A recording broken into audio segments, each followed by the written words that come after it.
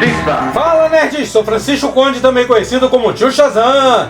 E atendendo a pedidos, chegou a vez de falarmos de Ongobato, o Morcego Dourado, ou como ficou famoso aqui no Brasil, Fantomas, o Guerreiro da Justiça. Você teve o prazer de assistir esse anime? Não. Então vamos conhecer a história e curiosidade dele. Mas antes eu vou pedir pra você largar seu dedão heróico naquele like maneiro. E você curte esses heróis nostálgicos e ainda não é inscrito no canal? Está esperando o quê, meu jovem gafanhoto? Inscreva-se! E para não perder as notificações dos próximos vídeos, badale o sininho. E você também pode acompanhar o canal nas redes sociais. Agora vamos ao Fantomas!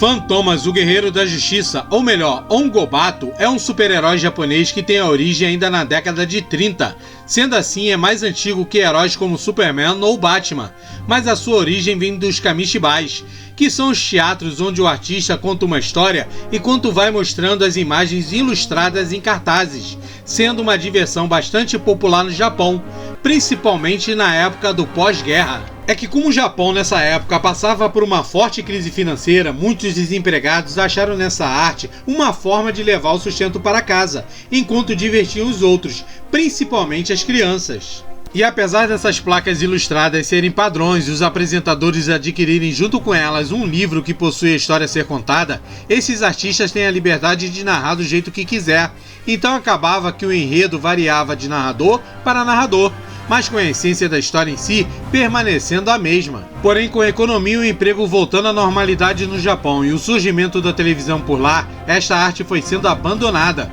Então, no ano de 1947, Ongobato foi parar nas páginas do mangá, onde a história foi ganhando popularidade. E antes de chegar às telinhas, ele estreou nas telonas do cinema, em uma versão live action, no ano de 1966, produzido pela Toei Company, com o nome de Ongobato, sendo esta uma forma de sentir a recepção do público. E como agradou a crítica, a versão anime estreou nas telinhas da Terra do Sol Nascente em abril do ano seguinte, com um total de 52 episódios, e o último episódio indo ao ar em março de 1968. Na televisão brasileira, o anime chegou na TV Record em maio de 1973, dublado pelo famoso estúdio Cinecastro, que fizeram duas dublagens. Na primeira passagem, com o desenho ainda em preto e branco, foi chamado de Fantomas. Já na segunda passagem, quando adquiriram novas imagens coloridas do desenho, fizeram uma redublagem, utilizando a mesma equipe da Cinecastro, porém, inexplicavelmente, passaram a chamá-lo de Fantoman, o Guerreiro da Justiça. Fantoman, o Guerreiro da Justiça. Versão brasileira Cinecastro, Rio de Janeiro e São Paulo. A origem do nome Fantomas aqui no Brasil parece ter vindo de um personagem de luta livre brasileiro que surgiu na década de 60 e utilizava o nome para homenagear uma série de livros francesa, bem famosa por lá, mas que não tem nada a ver com a história de Ongobato, já que são livros de história de aventura policial. Na Record, Fantoman foi exibido até aproximadamente 1984 e atualmente suas aventuras são exibidas na Rede Brasil de televisão. E a história do anime tem início com um navio de exploração contratado pelo arqueólogo Dr. Miller, que em posse do livro de hieróglifos, o qual revela sobre Atlântida, o continente perdido, buscavam encontrar, navegando pelo Oceano Antártico. Porém foram inesperadamente atacados por uma espécie de mão gigante, que na realidade é a experiência maquiavélica do malvado Dr. Zero, que tem pretensões de dominar o mundo todo, e para isso estava testando essa terrível arma secreta, destruindo os navios do oceano, matando toda a tripulação. Porém teve uma única sobrevivente, a menina Mary, a filha do Dr. Miller, que viajava junto com ele. E a garota acabou resgatada pelo Dr. Steel, que por muitíssima coincidência estava por perto testando o supercarro, uma espécie de disco voador, a qual ele mesmo fabricou. Então, junto com a equipe dele, o filho dele, o jovem Terry, e o atrapalhado ajudante Gabby, foram atender ao pedido de socorro e chegaram a tempo de salvar apenas a jovem donzela. Só que logo foram perseguidos pela mão gigante, mas conseguiram escapar voando do local. Porém, o carro necessitava de água potável para funcionar e estavam ficando sem, quando se dirigiram para uma ilha misteriosa no local, à procura da água potável, e novamente foram atacados pela terrível invenção do Dr. Zero.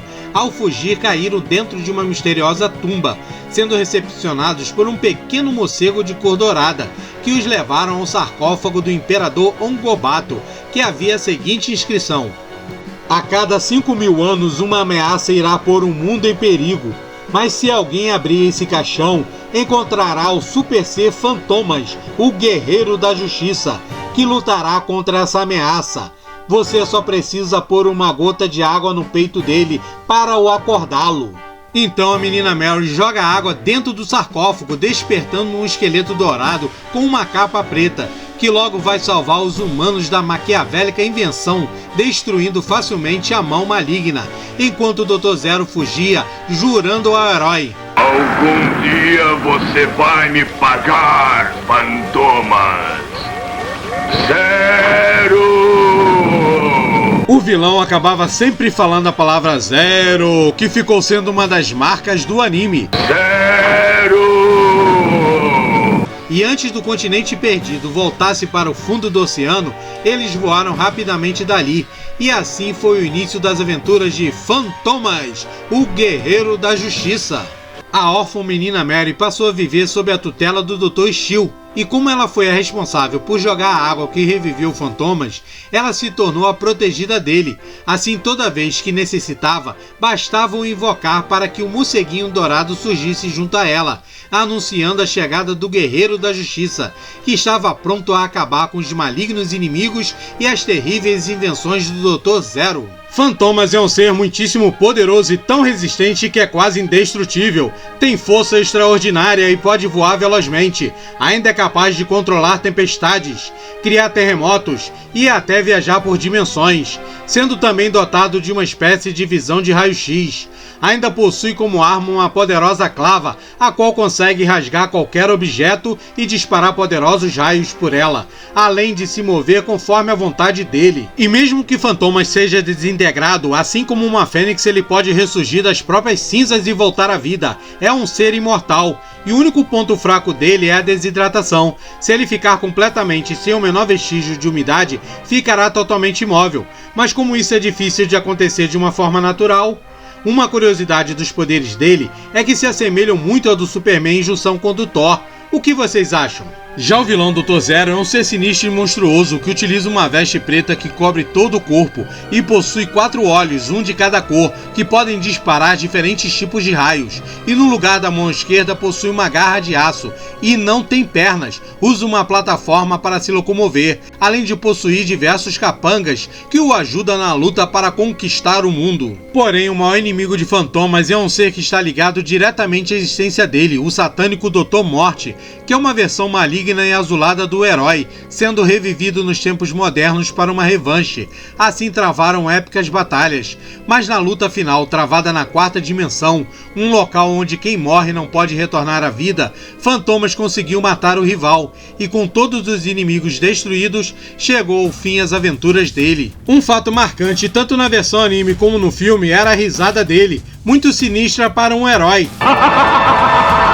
E que se tornou uma marca do personagem. O anime tem muitos elementos do live action, tanto na caracterização de alguns personagens, como no enredo da história em si. E Fantomas, que é considerado por muitos como sendo o primeiro super-herói japonês, no final do filme deixou uma mensagem muito heróica e verdadeira.